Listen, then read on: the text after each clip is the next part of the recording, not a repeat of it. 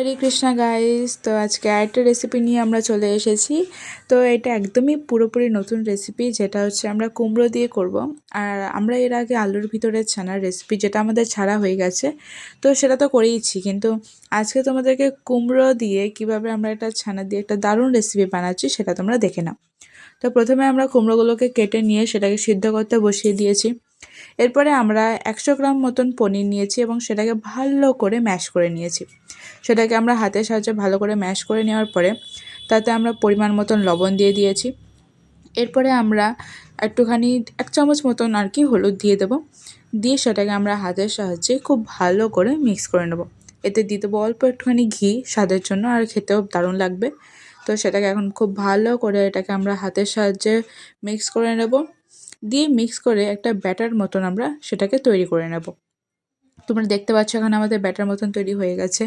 এরপর আমরা একটু ছোট ছোট করে ওটাকে কেটে নিয়ে গোল গোল করে আমরা সেটাকে গোলের মতন করে নেব। দিয়ে এরকমভাবে আমরা অনেকগুলোকে পিস করে ওটাকে আমরা এক সাইডে রেখে দেবো। তো এখানে আমরা বানিয়ে নিয়েছি অনেক কটা। তারপরে সেটাকে আমরা এবারে আমাদের ওদিকে কি হয়েছে, কুমড়োগুলো সিদ্ধ হয়ে গেছে। এই কুমড়োগুলোকে নিয়ে একটা পাত্রে আমরা নিয়ে নেব, জলটাকে ছেঁকে নিয়ে। দিয়ে সেটাকে একটুখানি আমরা খুন্তির সাহায্যে একটুখানি নড়ে নিলাম, যাতে আমরা ওটা ঠান্ডা হয়ে যায়। কিছুক্ষণ পরে ওটা ঠান্ডা হয়ে গেলে হাতের সাহায্যে সেটাকে আমরা খুব ভালো করে মাখিয়ে নেব, যাতে একটুখানিও লেগে না থাকে। একদমই ভালো করে ম্যাশ করে নেব সেটাকে। দিয়ে সেটারও একটা ভালো মতন একটা ব্যাটার তৈরি করে নেব। তো ব্যাটার তৈরি করার জন্য সেখানে আমরা পরিমাণ মতন একটুখানি বেসন দিয়ে দেবো। তারপরে সেখানে দিয়ে দেবো আমরা পরিমাণ 1 কাপ মতন আমরা ময়দা, এবং আমাদের কাছে ছিল কর্নফ্লাওয়ার। সেই কর্নফ্লাওয়ারও আমরা ছোটো হাফ কাপের মতন আমরা সেটাকে দিয়ে দেবো। দিয়ে সেটাকে আমরা খুব ভালো করে হাতের সাহায্যে মিক্স করে সেটাকে আমরা একটা ব্যাটার মতন তৈরি করে নেব। তো এই ব্যাটারটা তৈরি করার পরে এরপরে প্রসেসটা তোমরা ভালো করে দেখবে। তো আমরা এটাকে একটুখানি ভালো করে একটুখানি নিয়ে নিলাম ওই ব্যাটারটা। এর ভিতরে আমরা যে ছানার মতন গোল গোল করে রেখেছিলাম সেটাকে দিয়ে চারিদিক থেকে আমরা ভরে নিয়ে সেটাকে আমরা ভালো করে একটা শেপের মতন বানিয়ে নেব। তো গোল গোল করে সেটাকে আমরা ভালো করে বানিয়ে নিয়েছি। তো দেখো এখানে আমাদের মতন রেডি হয়ে গেছে। এরকমভাবে আমরা সব কটা তৈরি করে নেব, তারপরে এটাকে আমরা ভেজে নেব। তো এরকমভাবে আমরা আপাতত সব কটা রেডি করে নিচ্ছি। তোমরা আবার দেখো কি করলাম। আমরা সেই কুমড়োর ব্যাটারটার মধ্যে ছানার পুরটা দিয়ে সেটাকে আমরা খুব ভালো করে চারিদিক থেকে লাগিয়ে নিয়ে সেটা আমরা তৈরি করে নিলাম। এরপরে আমরা কড়াইতে তেল নিয়ে তেলটা গরম করার পরে আমরা একটা একটা করে সেটাকে ভাজতে দেব। দিয়ে আমরা আস্তে জালে সেটাকে খুব ভালো করে ভেজে নেব। তো জোরে জালে ভাজবে না, তাতে বাইরেগুলোই শুধু ভাজা হবে, ভিতরে কিছু ভাজা হবে না। তো তোমরা আস্তে জালেই ভেজো।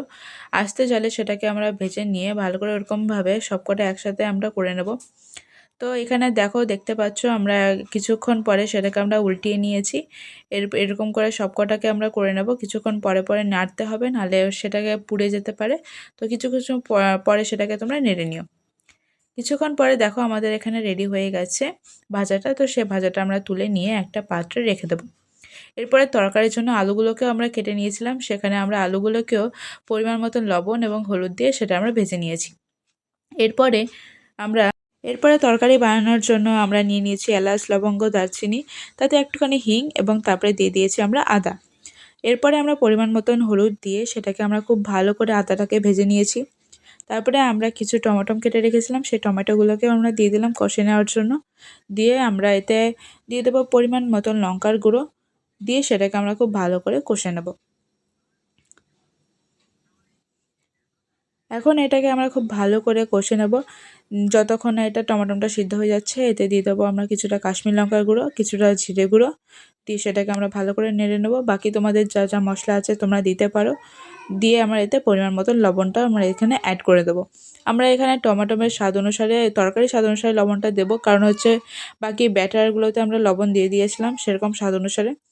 এরপরে আমাদের টমেটোটা প্রায় সিদ্ধ হয়ে গেলে সেখানে আমরা দিয়ে দেবো আলু ভাজাটা। দিয়ে সেটাকে আমরা খুব ভালো করে কষে নেব। আলুটা ভালো করে আমাদের কষা হয়ে গেলে সাইডে আমরা উষ্ণ গরম জল করে রেখে দিয়েছিলাম, সেই উষ্ণ গরম জলটা আমরা এতে দিয়ে দেবো। দিয়ে সেটাকে আমরা ভালো করে ফুটিয়ে নেব। তো আমাদের দেখতে পাচ্ছ তরকারিতে ফুট চলে এসেছে। এরপরে আমরা যে ভেজে রেখেছিলাম কুমড়ো দিয়ে সেটাকে আমরা দিয়ে দেবো। দিয়ে সেটাকে আমরা ভালো করে সেটাকে ফুটিয়ে নেব।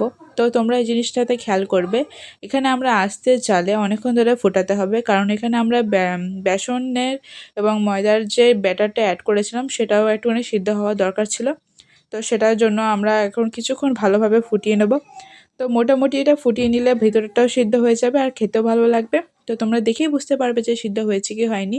তো এখন আমাদের প্রায় তরকারিটা রেডি হয়ে গেছে, আর এটাকে আমরা এখন রেখে দেবো কিছুক্ষণের জন্য। এবারে এটাকে শেষে আমরা ঘি এবং ধনিয়া পাতা দিয়ে ভালো করে এটাকে ফিনিশ করে নেবো, দিয়ে তরকারিটাকে আমরা রেডি। এই তরকারিটা আমাদের রেডি হয়ে গেছে। তো কুমড়ো দিয়ে এত দারুণ রেসিপি, তো তোমরা নিশ্চয়ই ট্রাই করবে। তো তোমরা দেখো, এখানে আমরা মাঝখান থেকে কেটেও দেখাচ্ছি যে কী সুন্দর লাগে দেখতে। তো তোমরা নিশ্চয়ই ট্রাই করবে, আর খেতে খুবই দারুণ লাগে ভাতের সাহায্যে। তো তুমি নিশ্চয়ই ট্রাই করবে এবং আমাদেরকে কমেন্টে জানাবে তোমাদের কেমন লাগলো। তার সাথে সাথে লাইক এবং করে দিও। হরে কৃষ্ণা।